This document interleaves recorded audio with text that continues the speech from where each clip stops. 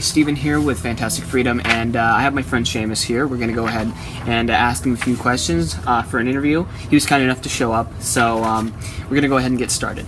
So how would you describe your life in Ireland? Well, living in Ireland is not that much different than living in the US. There's a lot less variety as far as like landscaping goes and stuff like that. We don't have any deserts, anything like that. We do, however, have a little bit more, maybe not more culture, because the US is definitely a hub for a lot of different cultures to culminate together. But I think you see a lot more different people from around the world in Ireland, because the UK is just so much more centralized in the middle of everything. Over here, it's like, I mean, we have different judicial systems. I mean, it's not that much different. It's just yours is a little bit more interesting. Okay, you've come up with a lot of interesting creative dishes. Where do you get your inspiration from? My inspiration goes back to way when I was a wee boy.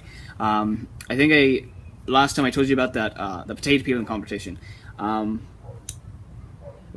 we had a lot of those. I'm surprised I'm even alive. We had, there was this ultimate frisbee competition that we had. I won't get into that right now. See, my dad was a great cook.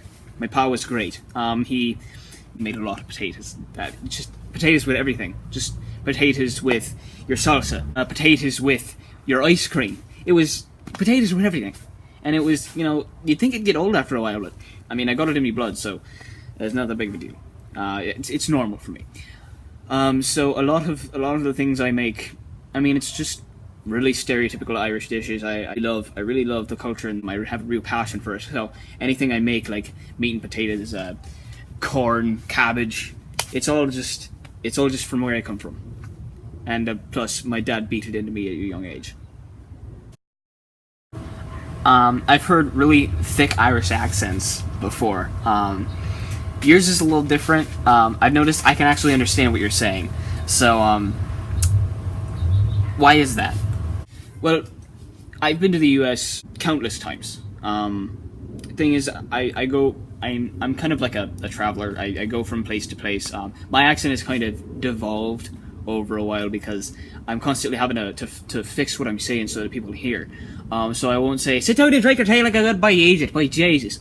You're not understanding what I'm saying. So I wanted to, I feel like I've had to simplify my voice. If I was talking to you like I normally do, I'd say, having a good time out with the boys, but Jesus, we were having out drinks all night, and one of us got knockered, and we just fell over drunk. You're not going to understand most of that. So, so that's why it's just solely so that people can understand what I'm saying. Interesting. There's a tiny rumor going around that you're an alcoholic. Do you have any comments about that? I don't know where you're getting your information from, alright? It's so stereotypical. It's like, shamrocks and leprechauns and rainbows and cottages and pots of gold, alright? We're not all like your drunken, stereotypical hot messes, okay? Like, we're not all alcoholics, alright? It's just not true. So, you can stop that rumor right now.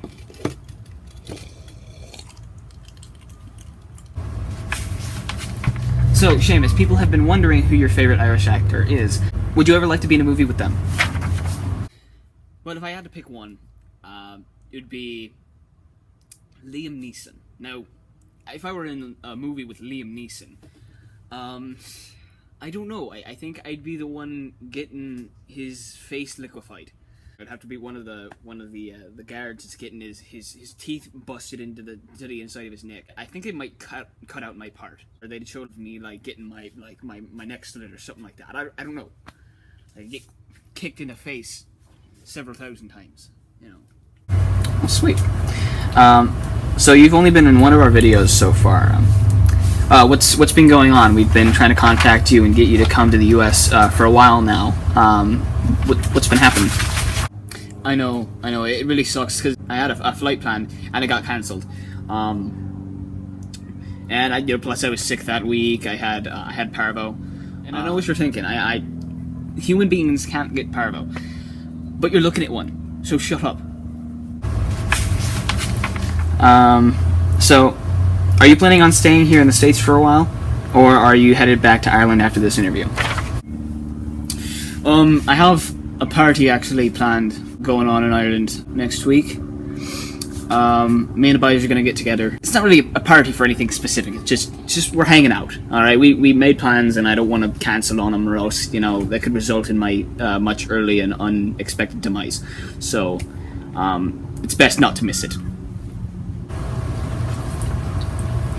Do you have anything else you'd like to share with us today? Yeah, I mean, I don't really open up to people very often. Nobody ever really wants to listen.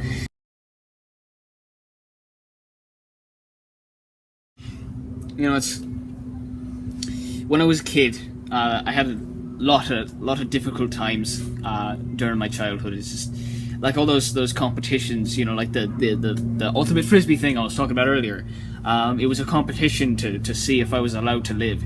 I am so lucky that I'm alive today to talk to you about this, because I don't know if it was all of Ireland that was doing this, or if it was just my community. We were living in a really rural area, and it was like it was really super barbaric, and I got out completely unscathed. I think I'm like the one out of like 21 people that actually made it. It was just actually, that's where I met my girlfriend. That's where I met my girlfriend. But yeah, well, she's gone now. She left me for my brother, bastard. So that last video I was in, when I was making mashed potatoes, that's not the first time I've ever lost a limb. I've actually got my finger replaced since then. We put it in a bag of whiskey, and it kept it ready for to be put back on. So it's fine. 3 hours later. I've lost several of my toes actually. I almost got my leg completely cut off, like it was completely through, and it kind of cut through the bone a little bit. I was out of commission for like a few months, just waiting for that to heal up. Bandaged, my leg was like elevated. It's just all this crap. I don't know if life is doing this to most people, but all this crap just keeps happening to me. And my grandpa, he burnt to death in a house fire. He mixed alcohol with trying to cook, and the stove caught on fire. And my granddad is actually an alcoholic, so there was so much liquor in the air that the entire house just caught on fire. I think he actually gets more alcohol in his clothes than he gets in his mouth. Could have been it. I mean, there was a rumor going around for a while that he was assassinated. I don't know who wants to assassinate, my granddad. I mean, he was a nice guy. I mean, he only accidentally killed 4 people. I mean, you can't really hold that against him. Well, Sheamus, thank you so much for showing up. It's been really nice having you back on the show, and we very much appreciate your time. And thank you so much for watching. We will see you on the road.